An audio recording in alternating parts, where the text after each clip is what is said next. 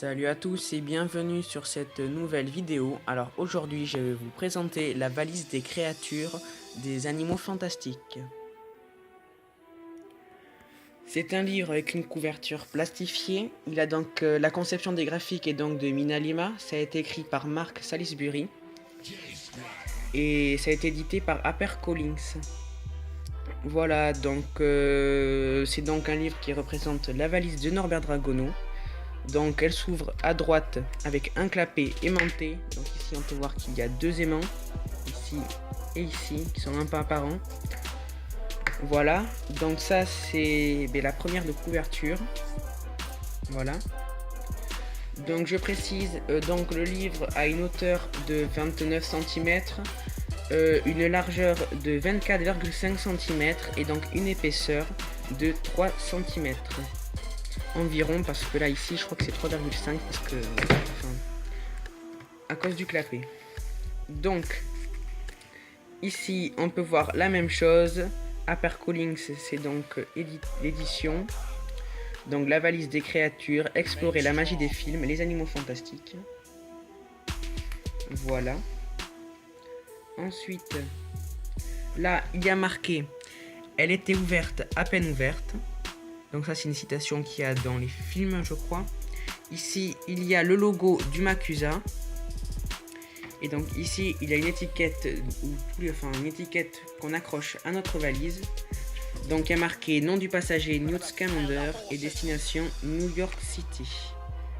Donc là il y a un peu qu'est-ce que je pourrais dire, c'est un petit peu la description du livre.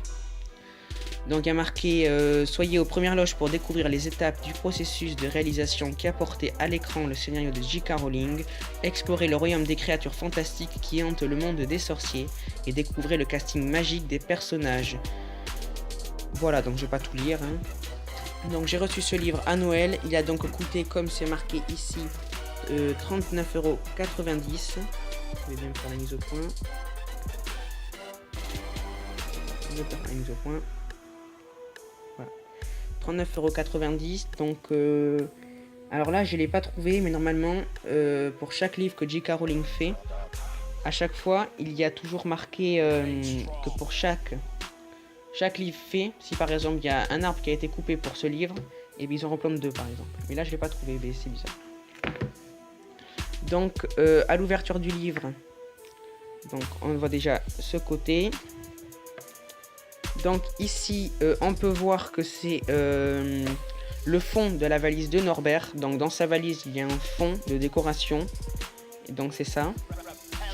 Donc il y a marqué Oscurious Book. Voilà. Alors là, c'est un fond noir avec comme si c'était des runes attachées.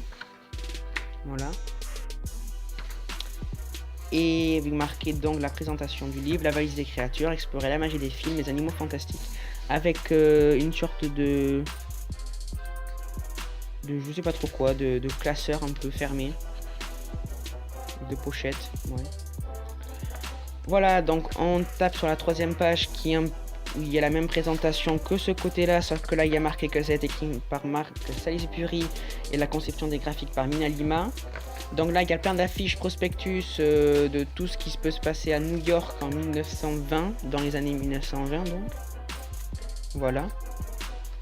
Ici on peut voir donc les chapitres 1, 2, 3, 4, 5, 6, 7 et 8 ici. Donc dans le chapitre 1, il parle de Norbert, donc avec la roulette des classifications des animaux. Le chapitre 2, il parle de Jacob et de Tina et Queenie, je crois. Oui, c'est ça. Présente en tout cas les seconds personnages. Ensuite, chapitre 3, il parle essentiellement de New York dans les années 20. Chapitre 4, il parle de toutes les personnes, donc du Macusa, de Percival Grave, voilà, des choses, de tout ce qui s'est passé pour construire le Macusa. Chapitre 5, il parle de la fondation du Nouveau Salem. Chapitre 6, c'est donc le cochon aveugle. Dans le cochon aveugle, si vous n'avez pas vu le film, c'est un genre de bar clandestin, Enfin, il y en avait beaucoup en ce temps-là, donc c'était genre de bar clandestin où donc les sorciers pouvaient venir. Donc voilà, ils vont parler de Gnarlak. Ensuite, le chapitre 7, scène finale, comme c'est marqué, donc ils vont marquer de l'entrepôt, le métro, la pâtisserie de Kowalski. Donc Kowalski, c'est Jacob. La valise de Norbert, c'est donc le chapitre 8, il a marqué tous les animaux qu'il a donc dans sa valise. Voilà. Donc on passe donc à la page, je crois qu'il n'y a même pas marqué les pages dessus. Non, il n'y a pas marqué les pages dessus, j'avais même pas remarqué.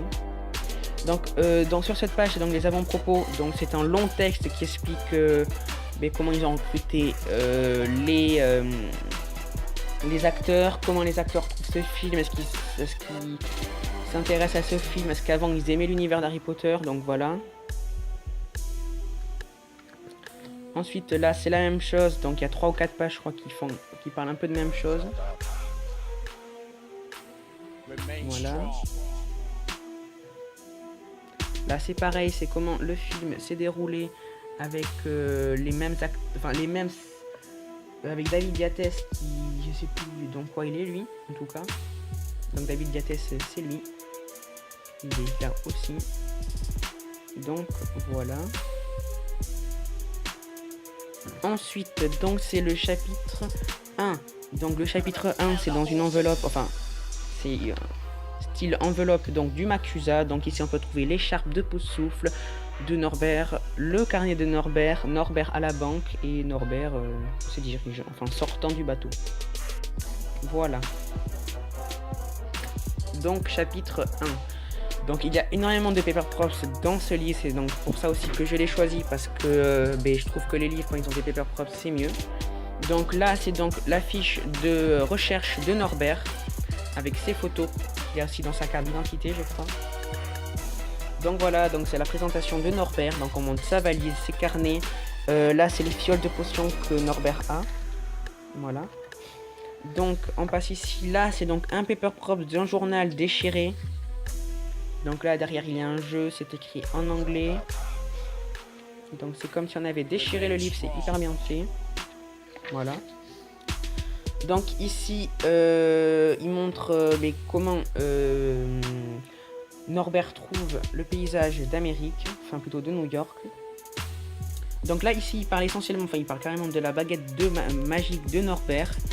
Donc voilà, donc il marque comment, avec quoi il fait sa baguette, pourquoi il a choisi cette baguette, voilà.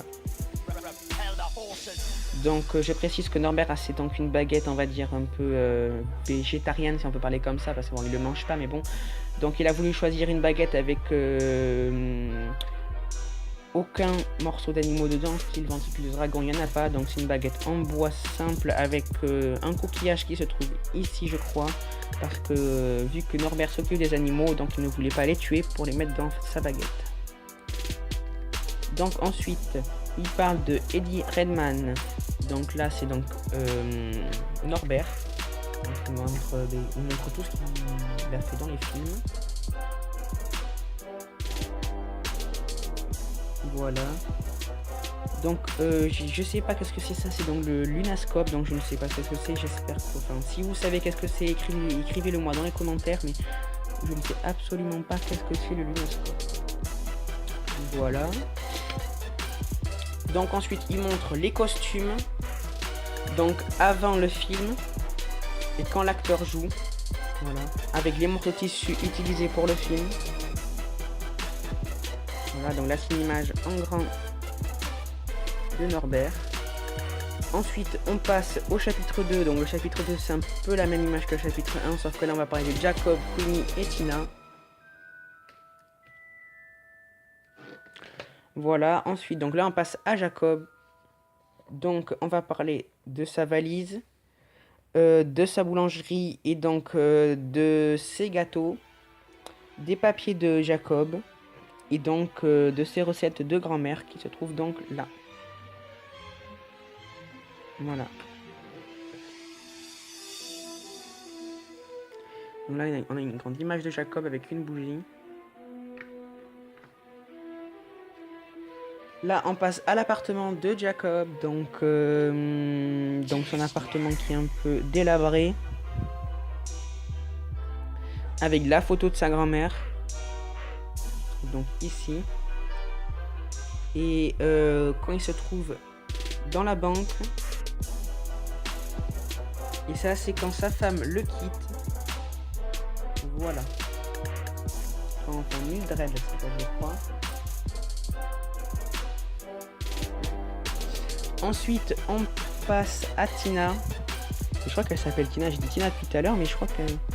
Porpentini. Mais si, elle s'appelle Tina, je crois. Porpentini. Bon. Donc, on passe, on va dire, à Porpentine, hein, si je me suis trompé, mais j'ai pas trop l'impression. Non, c'est Tina. Non, non, c'est bien Tina. Non, non, c'est ça. Donc, c'est Tina. Voilà. Donc là, on passe... Alors, comme je disais, il y a énormément de paper props. Donc, il y aura donc ce paper prop dans le livre. Il n'y a pas ça. Donc, ça, c'est les objets personnels. Ça, c'est ce paper prop dans la carte d'identité du Makusa. Ça, c'est le bracelet. Donc, voilà. Donc ici, donc l'actrice qui incarne Tina, c'est donc Catherine Watterson. Donc voilà. Ici, c'est donc la carte qui se déplie. Donc comme ça. Et comme ça. Donc là, il y a marqué son âge, sa date de naissance, ses empreintes, sa photo. Et donc le logo du Makusa. Donc sa photo bouge. Voilà. Alors elle bouge pas énormément parce que les photos qui ont été prises aussi pour sa fiche de recherche n'ont pas été prises beaucoup de profil et sur le côté, donc enfin, n'ont pas été bien prises, je trouve, pour que ça fasse effet. Donc là on passe à Queenie, donc qui est donc la sœur de Tina. Donc on montre ses affiches de magazines, sa baguette, et voilà.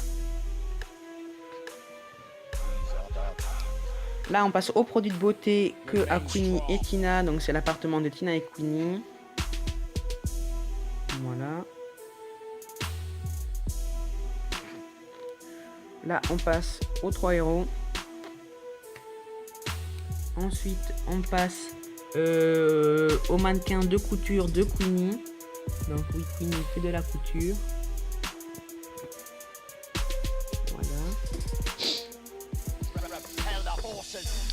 Là, on passe au chapitre 3, donc New York.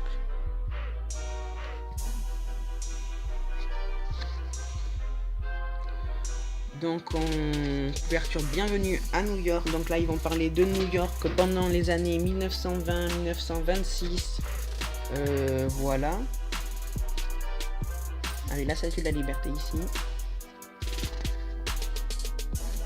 Là, il montre New York, donc dans les films, on voit donc le fond. Mais donc, tout a été représenté en studio, donc, enfin en studio, on va dire dehors, mais c'est en studio. Donc, en Angleterre, je crois que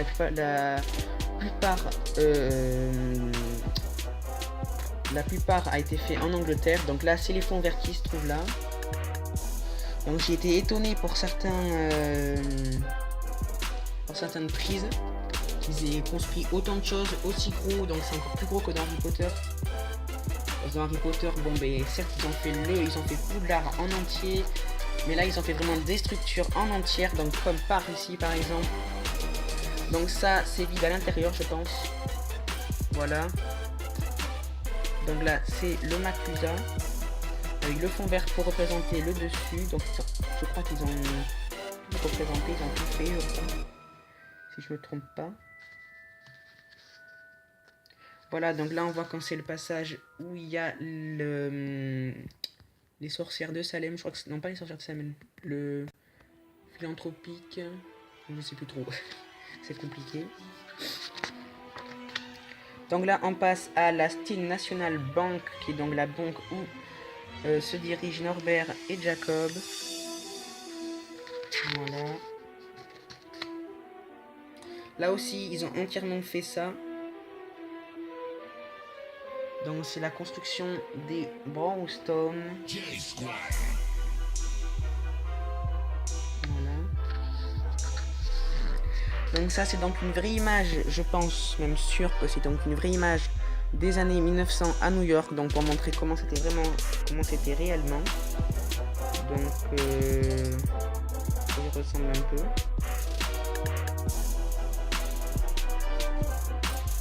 Voilà. Donc ensuite, les boutiques qui se trouvent à New York.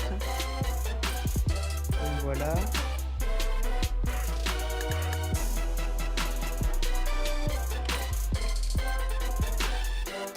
Le sénateur Henry Shaw. Donc là, il y avait un Paper Props, mais je l'ai enlevé pour le mettre dans ma chambre parce que je trouvais que c'était bien. Donc c'est exactement celui-là.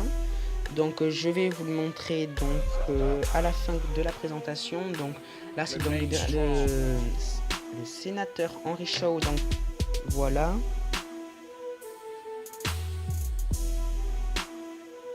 Donc là c'est son père, hein, je précise. Et donc je sais pas s'il montre. S'il montre. Alors voilà. Donc là c'est le plan de Manhattan, enfin New York on va dire. Le plan de New York.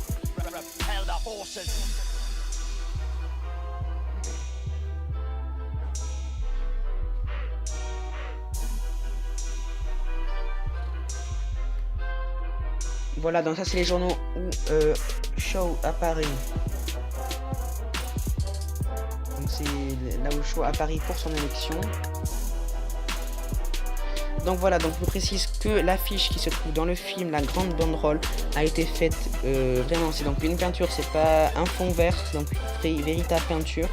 Donc elle a vraiment été déchirée, donc voilà l'affiche. Donc j'avais mis de la pâte à fixe qui a été dans les murs comme ici, mais donc si j'arrive à enlever sans déchirer l'affiche, voilà, très bien. Donc voilà, dans la réélection de Henry Shaw, donc ça se passe comme ça. Donc ici j'ai mis la pâte à fixe pour que, parce que sinon ça s'ouvre.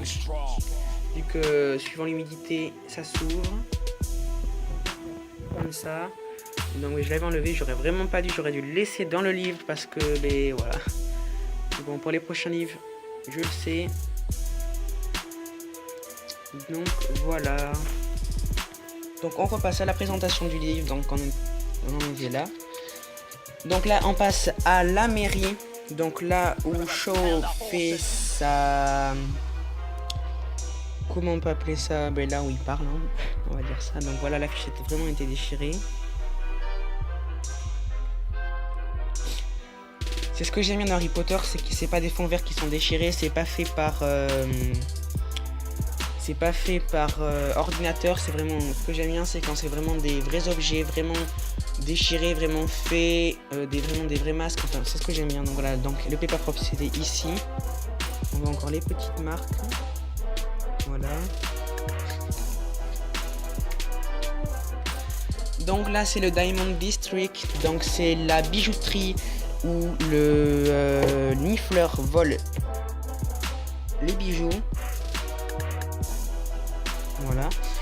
Dans là, c'est une petite bande dessinée qui montre le Diamond District avec le nifleur. Donc, c'est pour un peu représenter les rédacteurs scénaristes pour qu'ils sachent un peu comment il faut représenter la scène. Voilà. Donc, je précise, c'est Norbert, donc il ne le ressemble pas du tout. Donc, ça, c'est le zoo de Central Park. Voilà. Avec donc le passage après et avant. Voilà. Donc là c'est Times Square. Et donc là on voit Perceval Grave qui se trouve ici. Avec les produits, donc les sodas qui commençaient à arriver à New York, enfin aux États-Unis en tout cas. Voilà. Donc là, on passe à la conception des costumes.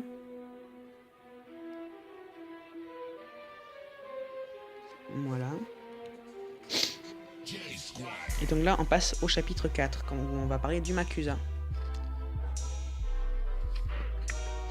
Donc là, on parle de Percival Grave avec les dossiers d'enquête du Macusa, le monogramme de Percival Grave et ses barrettes de col de chemise, je crois que c'est.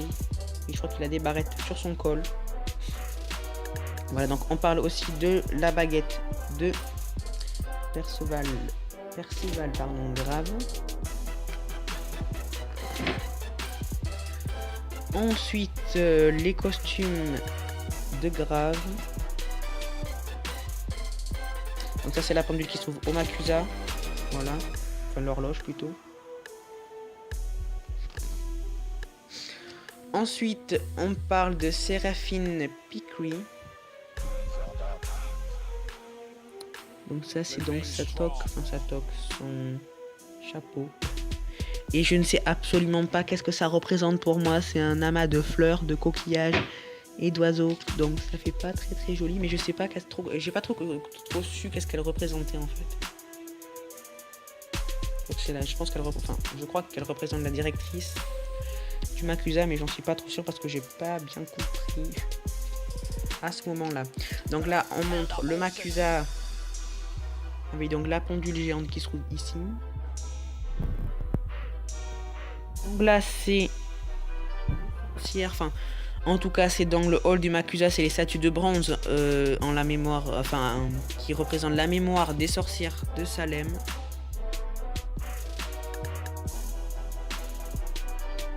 Voilà. Donc ça, c'est le Paper Props. Donc qui est vraiment en taille réelle. Donc Paper Props Magic Congress of the United States of America. Donc c'est une notice pour contravention. Donc c'est la notice, par exemple, c'est la notice de toutes les contraventions.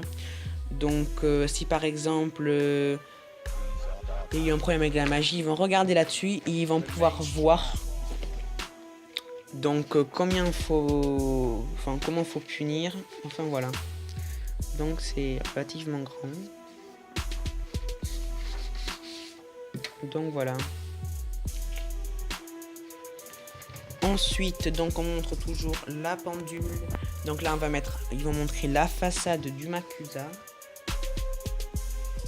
Donc elle a été aussi reproduite en studio. Donc je pense qu'ils feront un deuxième studio. Donc là c'est les studios Harry Potter, mais je pense qu'ils feront un deuxième studio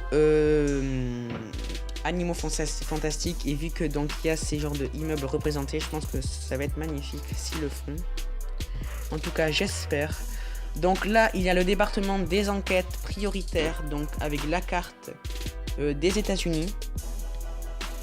Voilà. Alors là, dans cette pochette cartonnée, il y avait aussi un Paper Props, deux Paper Props. Donc il y en a un qui est caché dans ma chambre, qui est caché par certaines affaires, par des fioles, des choses comme ça. Donc j'ai la chance d'avoir le carnet magique de Norbert. Donc elle est en petite, donc je vais vous la montrer. Donc là voilà, donc elle c'est la plus petite qui se trouve donc dans le carnet magique de Norbert. Donc ça je vous ferai une autre vidéo pour vous le présenter entièrement. Donc il y a ça là.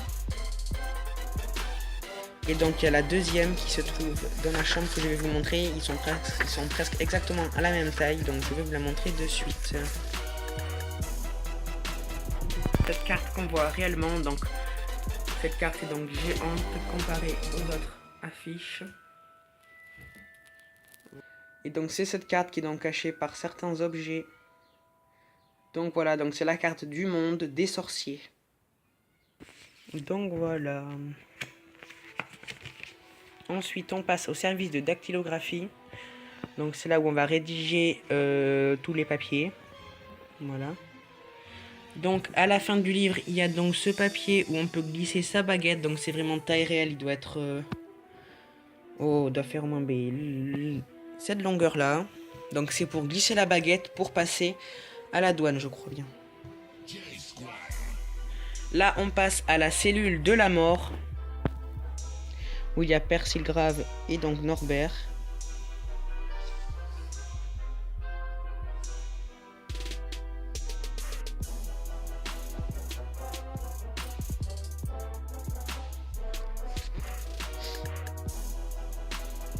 Ça c'est le bureau du pentagramme comme c'est marqué ici.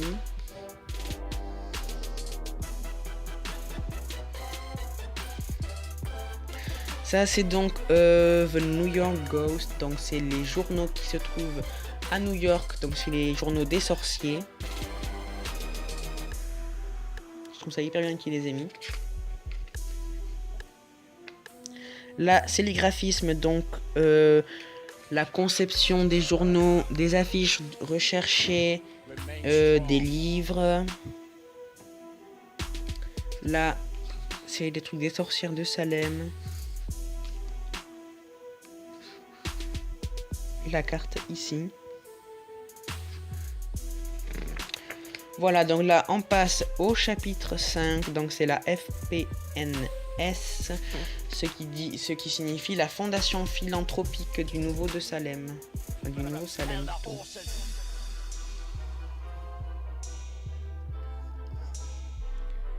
Voilà.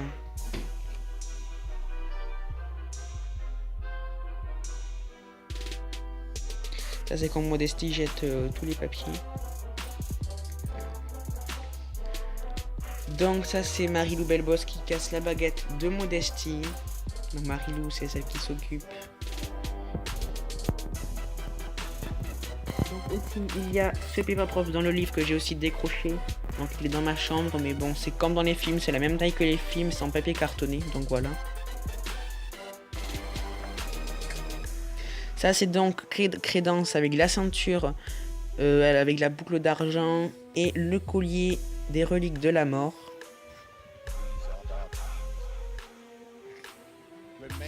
Donc là, il y a Modesty avec la baguette magique qu'elle a créée. Donc c'est donc une fausse baguette, ce n'est pas une vraie baguette, c'est une fausse baguette.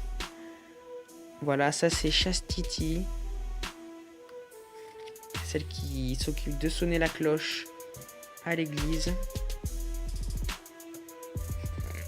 Voilà, donc là on passe au chapitre 6, donc c'est le cochon aveugle. Donc je rappelle que le cochon aveugle est un bar clandestin où se réfugient les sorciers. Donc c'est Gnarlak, donc Gnarlak c'est un... Alors je sais... Ça doit pas être un elfe de maison, c'est un gobelin. Oui, c'est un gobelin. Donc Gnarlak c'est un gobelin. Donc ça a été joué par cet acteur. Donc ce que j'ai pas aimé dans le film, c'est que présenté par ordinateur, alors que dans les Harry Potter c'était des vrais masques et des vraies personnes qui étaient donc naines. Donc c'est ce que j'ai pas aimé parce que ça se voyait clairement dans les films que c'était fait par ordinateur. Donc ça m'a un peu déçu. Donc ensuite on passe aux affiches recherchées du cochon aveugle.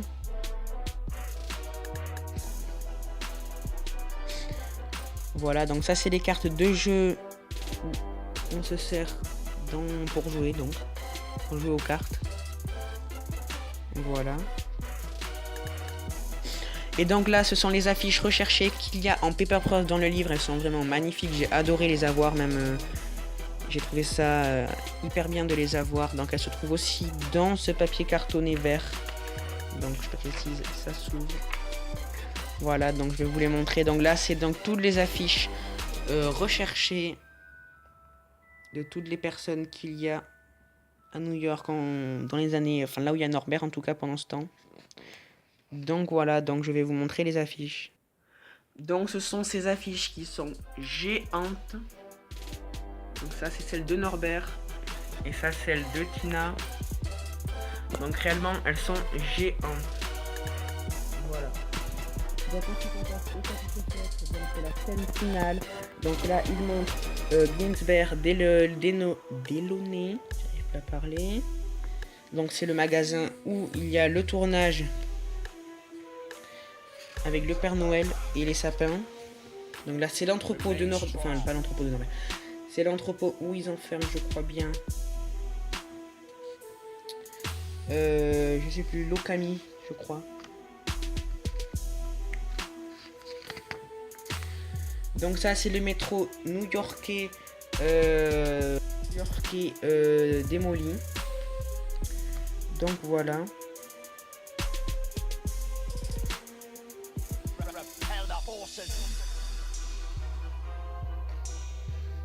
Donc là on peut apercevoir Percy Grave et Norbert. Donc ça c'est la boulangerie et les pâtisseries de Kowalski à la fin du film. Donc on voit donc Queenie qui se dirige dans la boulangerie et donc les pâtisseries de Jacob. Voilà. Et donc là c'est la fin, on va dire, des personnages. Donc là c'est la destination, pareil c'est le papier où il marque nous voilà partis pour une nouvelle grande aventure déclare David Heyman, ce qui signifie qu'il y aura donc plusieurs films, au moins 2 ou 3. Donc ensuite c'est le dernier chapitre, donc c'est le chapitre 8 où il y a la valise de Norbert. Donc là je vais aller un peu plus vite parce que je pense qu'on connaît un peu tous. Donc là c'est la valise de Norbert avec donc le fond qui se trouve au fond du livre. Voilà, ensuite la valise, il y a le petit petite forme qui sort de la serrure où il y a marqué valise pour Moldu, enfin valise Moldu. Voilà, là on passe à l'intérieur.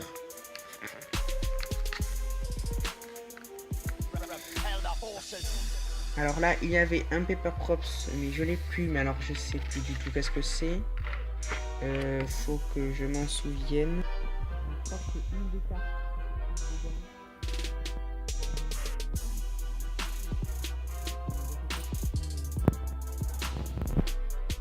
Donc voilà, donc ça c'est l'affiche qui se trouve au chapitre 1 que je vous ai montré tout à l'heure, qui donc parle de la classification des animaux et donc de comment les nourrir. Voilà, donc ça ce sont les animaux qui se trouvent dans le film, qui ont été représentés par ordinateur. Donc on peut voir ici que c'est un genre de marionnettiste qui fait le rôle du Demingwiz. Donc voilà, ça c'est le nifleur, l'éruptif, et donc plein d'autres animaux comme l'okami, c'est tout donc ici, le beau truc. Donc il marque carrément les biographies de tous les animaux avec des petites croix représentant la dangerosité des animaux. Donc voilà. Et donc ça c'est l'oiseau tonnerre, et donc c'est la fin du livre, donc une page de présentation comme ça derrière. Et donc à la dernière page du livre il y a une sorte de comme si c'était la fin du papier, enfin la fin d'une pochette. Donc il y a marqué, donc bon c'est pas très intéressant, c'est des copyrights, Marc Salisbury remercie Martha Schuller, donc voilà c'est des remerciements. Et si on veut par exemple parler de ce livre, il faut d'abord contacter l'entreprise pour demander si on peut le faire. Donc voilà, donc ça c'est le derrière. J'espère que cette vidéo vous aura plu, donc n'hésitez pas à mettre des pouces bleus ou des pouces rouges, ça va m'aider à augmenter, on va dire, mes capacités. Donc voilà, n'hésitez pas aussi à vous abonner, ça me fera énormément plaisir. Allez, donc pour la prochaine vidéo, je parlerai donc du carnet que je vous ai montré tout à l'heure. C'est donc celui-ci, donc le carnet magique des animaux fantastiques, voilà.